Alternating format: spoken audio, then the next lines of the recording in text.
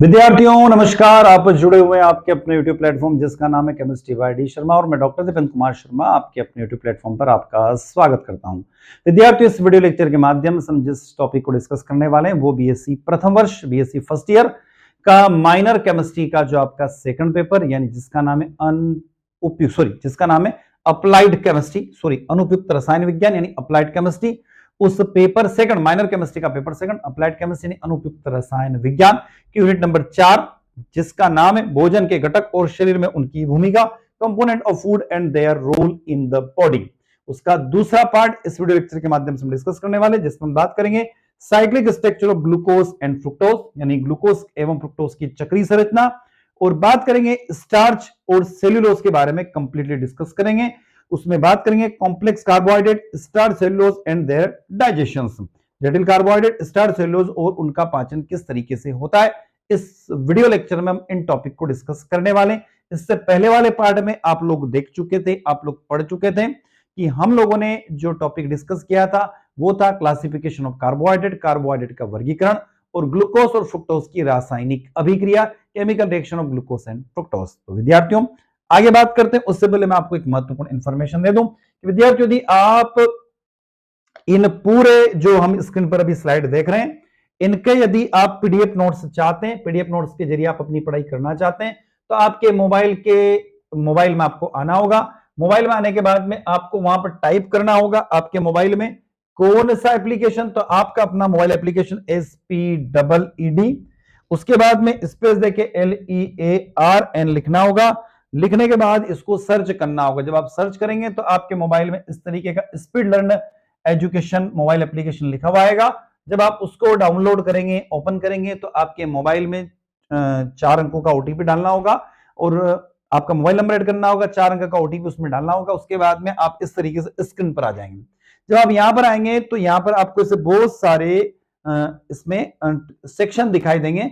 जब इस सेक्शन में जब आप जाएंगे तो यहां पर आप देखेंगे बीएससी फर्स्ट ईयर क्लास 12वीं हिंदी मीडियम, क्लास 12वीं इंग्लिश मीडियम और मूल्य संवर्धन पाठ्यक्रम। तो बीएससी फर्स्ट ईयर में जैसे आप क्लिक करेंगे तो यहाँ बीएससी फर्स्ट ईयर में माइनर केमिस्ट्री और एमडीसी केमिस्ट्री का आपको सेगमेंट दिखाई देगा।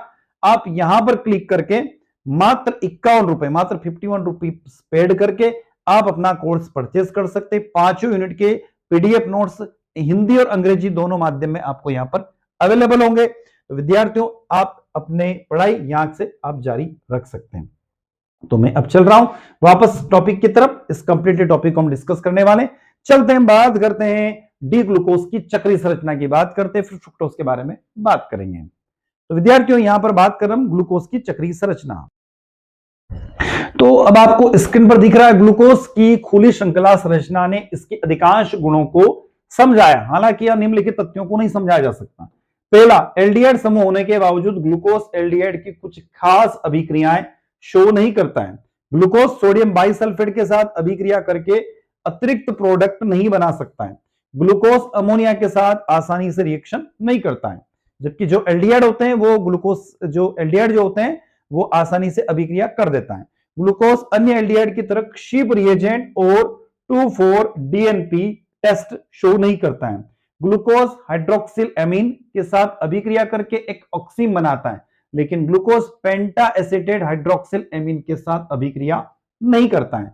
यह दर्शाता है कि ग्लूकोज पेंटा एसिटेट में CHO समूह मौजूद नहीं होता है। मतलब ये कुछ रीजंस हम देख रहे हैं कि ग्लूकोज में एल्डिहाइड ग्रुप होने के बाद भी ये टेस्ट ग्लूकोज शो नहीं करता है।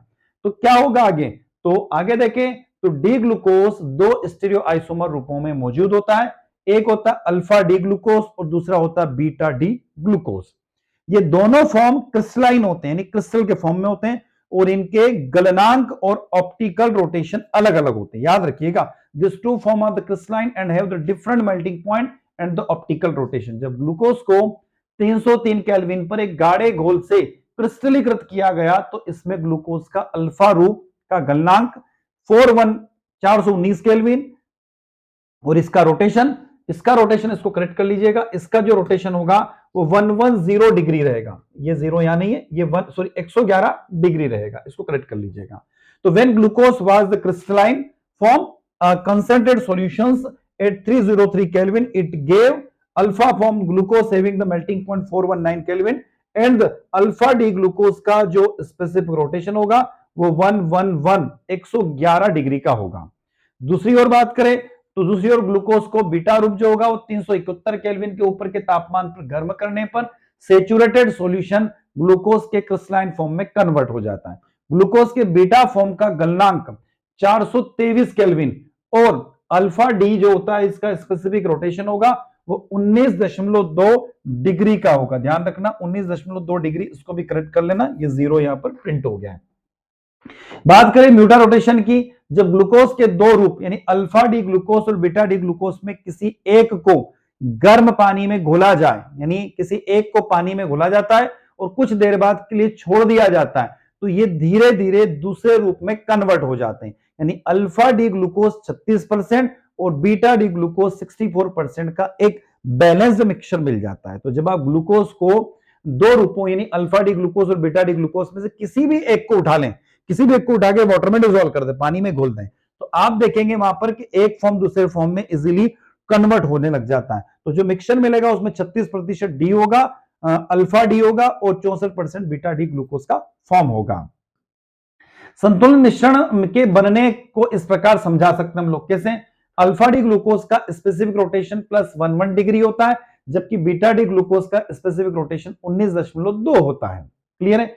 जब अल्फा फॉर्म को पानी में घोला जाता है तो इसका स्पेसिफिक रोटेशन तब तक गिरता है जब तक कि +52.5 डिग्री का एक स्थिर मान प्राप्त नहीं हो जाता है।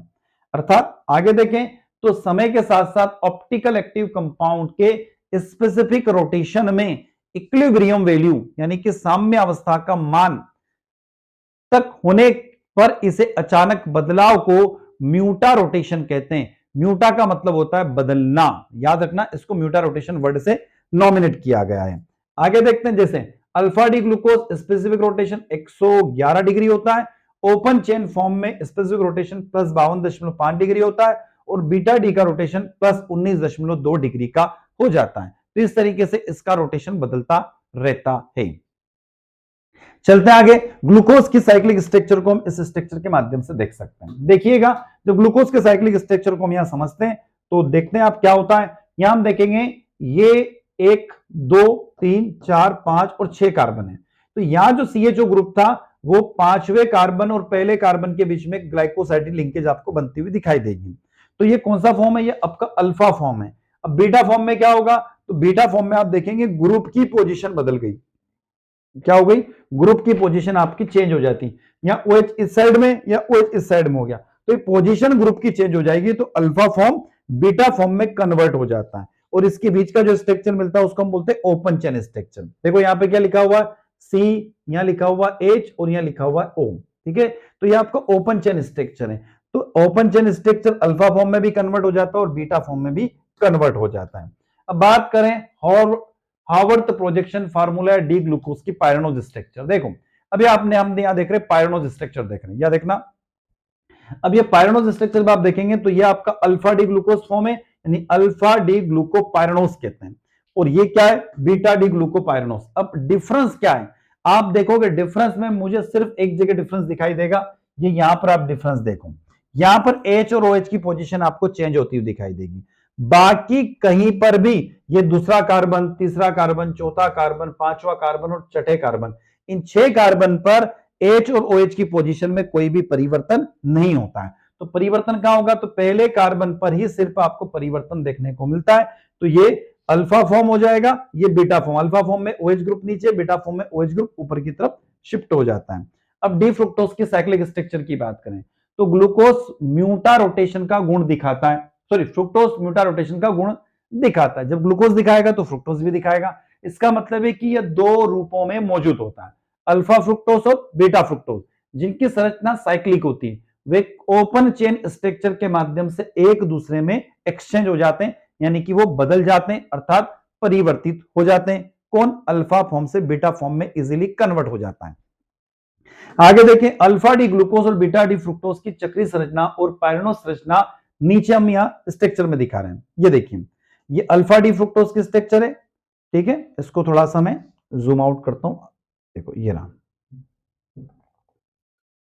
इसको ऊपर लेके अब ये देखो, ये जूम आउट कर रखा मैंने ना। तो आप जब जूम आउट कर रहे हो तो यहां देखिएगा, पहला इधर की तरफ मेरे हाथ की तरफ अल्फा फॉर्म है, अल्फा फ्रुक्टोस है, इधर की तरफ बीटा डी फ्रुक्टोस है। क्लियर है? तो एक तरफ अल्फा डी फ्रुक्टोस, एक तरफ बीटा डी फ्रुक्टोस है। और इसी तरीके से मुझे स्ट्रक्चर दिखाई दे रही है, वो कौन सी स्ट्रक्चर है? या स्ट्रक्चर देखिए साइक्लिक स्ट्रक्चर में, साइक्लिक स्ट्रक्चर में एच OH और CH2OH की पोजीशन आपको चेंज देखने को मिलती है। तो देखिए यहां पर पोजीशन देखो, ये अल्फा और बीटा में मेन डिफरेंस यहां है, ये देखो मेन डिफरेंस यहां पर है, बाकी कहीं पे भी डिफरेंस आपको देखने को नहीं मिलता है। तो ये हमने यहां पर क्या देखा, इन दोनों की साइक्लिक स्ट्रक्चर यानी चक्रीय संरचना के बारे में बात कर ली। अब मैं बात करता हूं स्पेसिफिक टॉपिक स्टार्च के बारे में। ठीक है, तो हमने यहां पर ग्लूकोज और फ्रुक्टोज की साइक्लिक स्ट्रक्चर यानी चक्रीय संरचना को समझ लिया। अब मैं आ गया हूं स्टार्च के पास में। अब देखो विद्यार्थी, स्टार्च की बात करें तो स्टार्च क्या है? स्टार्च वनस्पति जगत का सबसे ज्यादा पाया जाता है। Starch most widely distribute in the vegetative kingdoms. प्रकृति में यह वनस्पति जगत में काम करने वाले एंजाइमों द्वारा जटिल पॉलीसेकेराइड से, जैसे गोंद और सेल्यूलोज और सरल मोनो और डाइसेकेराइड में चेंज होता है। In nature is the transform into the complex polysaccharide like gum and cellulose and into similar mono and disaccharides by enzyme working in a vegetables kingdom. इसके मुख्य स्रोत आलू, गेहूं, मक्का, चावल, जौ और अरारोट हैं। यह ध्यान देने वाली बात है कि कोई भी दो स्रोत एक जैसे स्टार्च नहीं देते। यदि मैं कहूं कि आलू और गेहूं दोनों में एक जैसे स्टार्च होते, नहीं, स्टार्च का स्ट्रक्चर अलग अलग होता है। ठीक है, मतलब उसका कॉम्बिनेशन अलग अलग होता है। अब फिजिकल प्रॉपर्टी की बात करें, ये एक सफेद, it is a white amorphous substance. ध्यान रखना, यह एक सफेद बिना आकार वाला पदार्थ है जिसका कोई स्वाद या गंध नहीं होता। It is a white amorphous substance with no taste और स्मेल। ये पानी में अघुलनशील है, लेकिन जब स्टार्च को उबालते हैं तो पानी में मिलाया जाता है तो दाने इसके फूल जाते हैं और फट जाते हैं, जिससे कोलाइडियल और पारदर्शी सस्पेंशन डेवलप हो जाता है। स्टार्च की केमिकल प्रॉपर्टी की बात करें तो जब इसे 200 से 2500 डिग्री सेंटीग्रेड के बीच गर्म किया जाता है तो ये डेक्सट्रीन में बदल जाता है। ज्यादा तापमान पर ये वाटर मॉलिक्यूल को छोड़ देता है। ठीक है ना, at high temperature changing takes place. Starch को जब हल्के एसिड के साथ उबाला जाता है तो आखिर में ग्लूकोज बनाता है। स्टार्च डेक्सट्रीन में कन्वर्ट होगा, फिर माल्टोज में कन्वर्ट होगा और लास्ट में ग्लूकोज में कन्वर्ट हो जाता है। तो स्टार्च से ग्लूकोज में परिवर्तित किया जा सकता है, पर डायरेक्ट नहीं होता। स्टार्च से डेक्सट्रीन बनता है, डेक्सट्रीन से माल्टोज बनता है, माल्टोज से ग्लूकोज बनता है। जब एंजाइम डाई स्टेज से हाइड्रोलाइज किया जाता है तो माल्टेज मिलता है। स्टार्च सॉल्यूशन आयोडीन सॉल्यूशन की एक बूंद के साथ मिलाया जाता है तो ब्लू कलर अर्थात न्यू कलर देता है। Starch solution gives a blue colour with a drop of the iodine solution. गर्म करने पर नीला रंग गायब हो जाता है और ठंडा करने पर फिर से ये दिखाई देने लग जाता है। तो स्टार्च की टेस्ट आप आसानी से कर सकते हैं। आयोडीन डालेंगे तो ब्लू कलर आपको दिखाई देगा। यदि आप आलू के टुकड़े में भी ना आयोडीन डाल दो वो नीला हो जाता है, ध्यान रखना। असल में ये एमाइलेज है जो आयोडीन के साथ नीला रंग देता है। एमाइलोपेक्टिन आयोडीन के साथ लाल भूरा रंग देता है। देखो स्टार्च में दो पार्ट होते हैं, एमाइलेज और एमाइलोपेक्टिन। स्टार्च एक नॉन रिड्यूसिंग सेकेराइड्स, ध्यान रखना, स्टार्च एक नॉन रिड्यूसिंग सेकेराइड्स। ये फेलिंग सॉल्यूशन है, टोलेन अभिकर्मक के साथ अभिक्रिया नहीं करता है, खास बात है इसकी। ये ओसाजोन का फॉर्मेशन भी नहीं करता है, जिससे पता चलता है कि ग्लूकोज यूनिट्स C1 के सभी हेमिएसिटिल हाइड्रोक्सिल ग्रुप फ्री नहीं होते हैं, बल्कि ग्लाइकोसाइड लिंकेज से अटैच होते हैं। स्टार्च अल्फा डी ग्लूकोज का एक पॉलीमर है, यानी स्टार्च पॉलीमर दो अल्फा डी ग्लूकोज। इसमें दो कंपोनेंट्स होते हैं, 15 से 20% इसके अंदर एमाइलोज होगा और 80 से 85% एमाइलोपेक्टिन होगा। तो हमने बताया था कि स्टार्च दो कंपोनेंट से मिलकर बना होता है, एमाइलोज और एमाइलोपेक्टिन। तो 15 से 20% के बीच में तो एमाइलोज रहेगा और 80 से 85% के बीच में एमाइलोपेक्टिन रहेगा। अब बात करते हैं एमाइलोज क्या होता है। तो ये सफेद घुलनशील फ्रैक्शन है, ये अल्फा डी ग्लूकोज का लीनियर पॉलीमर होता है। कौन? Amylose. It is a wide soluble fractions, it is a linear polymers of alpha D glucose. इसमें लगभग 200 से 1000 अल्फा डी ग्लूकोज की इकाइयां होती हैं जो एक दूसरे के साथ ग्लाइकोसाइड बंध के द्वारा जुड़ी हुई रहती हैं। इसमें एक ग्लूकोज का C1 और अगले ग्लूकोज का C4 शामिल होता है, यानी ग्लूकोज की दो यूनिट होती है, C1 और C4 के बीच में बाइंडिंग होती है। इसका आणविक द्रव्यमान लगभग 1 लाख से 5 लाख तक हो सकता है। कितना? 1 लाख से 5 लाख तक। और एमाइलोज का स्ट्रक्चर बोर्ड पे दिया हुआ है, स्क्रीन को रोककर आप वीडियो को रोककर इस स्ट्रक्चर को बना सकते हैं। बॉन्डिंग कहां होगी? पहली यूनिट के पहली जो स्ट्रक्चर होगी साइक्लिक स्ट्रक्चर ग्लूकोज की, उसमें पहले कार्बन और दूसरे ग्लूकोज यूनिट की चौथे कार्बन के बीच में, फिर पहला कार्बन और चौथे कार्बन के बीच में इसकी लिंकेज होती है, इसको बोलते हैं एमाइलोज। बात करते हैं एमाइलोपेक्टिन, ये पानी में ना घुलने वाला हिस्सा है। देखो पानी में दो चीजें होती हैं, स्टार्च पानी में कंप्लीटली सोल्यूबल नहीं है, स्प्रिंगली सोल्यूबल यानी आंशिक घुलता है, तो ये एमाइलोज तो घुलता है, एमाइलोपेक्टिन नहीं घुलता है। ये एक बहुत ज्यादा ब्रांच वाला चेन पॉलीमर है जो आयोडीन के साथ में ब्लू कलर देता है। Amylopectin it is a water soluble fraction, it is a higher branches chain polymer which does not give a blue color with iodine। इसे 25 से 30 डी ग्लूकोज यूनिट बड़ी संख्या में छोटी चेन के द्वारा जुड़ी रहती है। इस मामले में मुख्य चेन में एक अल्फा डी ग्लूकोज यूनिट के C1 और दूसरे के C4 के बीच में इसमें लिंकेज होती है, सेम टू सेम उसके जैसे लिंकेज होती है। हर चेन में टर्मिनल ग्लूकोज के C1 अगली चेन के दूसरे ग्लूकोज यूनिट के C6 के बीच में एक लिंकेज इसके अंदर बन जाती है और आपस में स्ट्रक्चर का फॉर्मेशन एक कर लेता है। देखो यहां पे दिया हुआ है, तो एक पूरी चेन का ये देखो C1 C4 के बीच में यूनिट है, फिर अगले का C1 और अगली यूनिट का C6 यानी 1 और 6 के बीच में बॉन्डिंग होती है, इसको बोलते हैं एमाइलोपेक्टिन। स्टार्च का इस्तेमाल ग्लूकोज एनर्जी के मुख्य फूड स्टोरेज के तौर पे किया जाता है। ये लार में मौजूद एंजाइम एमाइलेज द्वारा हाइड्रोलाइज्ड होता है। हमारी लार जो होती है ना मुंह के अंदर लार, उसमें कौन सा एंजाइम होता है, तो एंजाइम ग्लूकोज को स्टार्च को ग्लूकोज में कन्वर्ट करने का काम करता है। तो हमारी लार क्या करती है, हमारी लार जो है वो क्या करेगी कि स्टार्च को ग्लूकोज में कन्वर्ट करने का काम पर, जैसे हम आलू खाते हैं, गेहूं की रोटी खा रहे हैं, मक्का की रोटी खा रहे हैं, चावल खा रहे हैं, तो इनमें सब में क्या स्टार्च है, तो स्टार्च हमारे मुंह के अंदर जाएगा, लार उसको क्या करेगी, लार उसको ग्लूकोज में कन्वर्ट करती है। ग्लूकोज इसका लास्ट प्रोडक्ट है जो हमारी बॉडी के लिए एक एसेंशियल न्यूट्रिएंट है। इसके बाद बात करता हूं सेल्यूलोज की। स्टार्च के बाद आ गई सेल्यूलोज की। सेल्यूलोज पेड़ों और दूसरे पौधों का मुख्य संरचनात्मक इकाई है। Cellulose is the main structure material of the tree and the other plants. आगे बात करें तो लकड़ी में 50% सेल्यूलोज होता है, जबकि कॉटन वूल में लगभग 100% सेल्यूलोज होता है, यानी कॉटन यानी कि रुई जिसे हम बोलते हैं, ठीक है, उसमें 100% सेल्यूलोज। सेल्यूलोज के दूसरे सोर्स पुआल, मक्के के भुट्टे, गन्ने की खोई और इसी तरह की खेती के कचरे इसमें शामिल है। कॉटन वूल में लगभग 97% सेल्यूलोज होता है। इसमें मौजूद वैक्स और फैट को धोने के बाद ये इस्तेमाल किया करने के लिए तैयार हो जाता है। कागज बनाने के लिए जरूरी जो है वो सेल्यूलोज लकड़ी से मिलता है। सेल्यूलोज के साथ मौजूद लिग्निन और रेजिन वाले पदार्थों को कैल्शियम हाइड्रोजन सल्फाइड के घोल के साथ दबाव से लकड़ी के चिप्स पचाकर हटाया जाता है। सेल्यूलोज अघुलनशील रेशों के रूप में अलग हो जाता है, जिन्हें पानी से धोया जाता है और ब्लीच किया जाता है और सुखाया जाता है। यहां पर हम देखेंगे स्ट्रक्चर किसका, बोर्ड पे आपको सेल्यूलोज का स्ट्रक्चर दिखाई दे रहा है। आगे बात करता हूं मैं इसके बाद इसके स्ट्रक्चर की। सेल्यूलोज एक सीधी चेन वाला पॉलीसेकेराइड है जो डी ग्लूकोज यूनिट से बना होता है। इसके अंदर भी कौन सी यूनिट है, ग्लूकोज की यूनिट है। स्टार्च के अंदर भी किसकी यूनिट है, ग्लूकोज की यूनिट है, और सेल्यूलोज के अंदर किसकी यूनिट है, ग्लूकोज की यूनिट है। आगे देखिए ये यूनिट एक ग्लूकोज यूनिट C1 और अगली ग्लूकोज यूनिट C4 के बीच में बीटा ग्लाइकोसाइड लिंकेज बनाती है। सेल्यूलोज में थी अल्फा, यहां पर बीटा हो गई है। सेल्यूलोज में डी ग्लूकोज यूनिट की संख्या 300 से 2500 के बीच में होती है। प्रॉपर्टी क्या है, सेल्यूलोज एक कलरलेस अक्रिस्टलाइन ठोस होता है जिसका कोई भी गलनांक नहीं होता है। सेल्यूलोज एक colourless amorphous solid having no melting point, तेज गर्म करने पर विघटित हो जाता है और ये पानी और ज्यादातर ऑर्गेनिक सॉल्वेंट में इनसोल्यूबल होता है। हालांकि यह एस रिएजेंट में घुल जाता है जो क्यूप्रिक हाइड्रोक्साइड का एक अमोनियम वाला सॉल्वेंट है।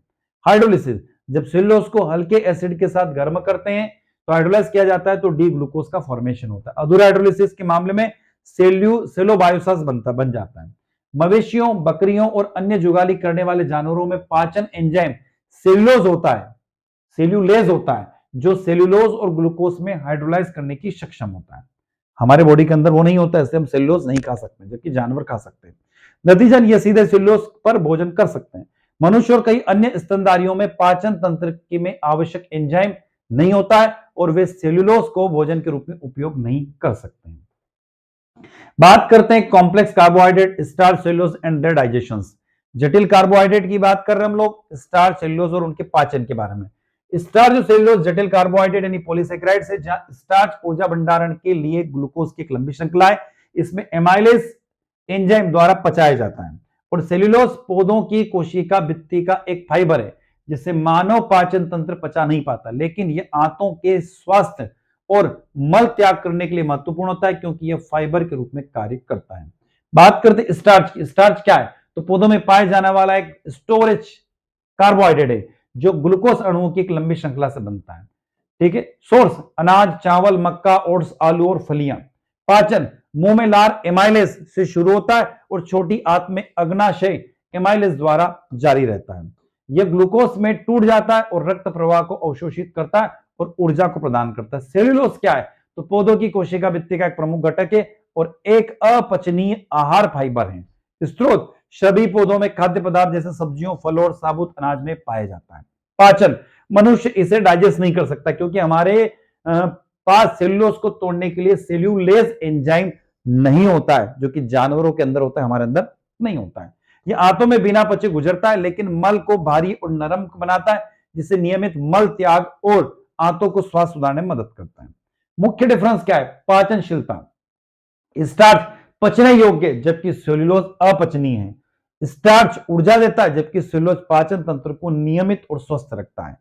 तो विद्यार्थियों, ये हम पढ़ रहे थे, यहां पर स्टार्च पढ़ा हम लोगों ने, यहां पर सेल्यूलोज को पढ़ा हमने, ग्लूकोज और फ्रुक्टोज की साइक्लिक स्ट्रक्चर को हमने यहां पर देखा। विद्यार्थियों, अगला वीडियो लेक्चर जो हमारा आएगा पार्ट 3, उसमें बात करेंगे इंट्रोडक्शन टू प्रोटीन, यानी प्रोटीन का परिचय। अमीनो एसिड्स के बारे में भी हम कंप्लीटली डिस्कस करेंगे अगले वीडियो लेक्चर में, पार्ट 3 में। तो विद्यार्थियों, मैं इसी के साथ आपसे विदा लेता हूं।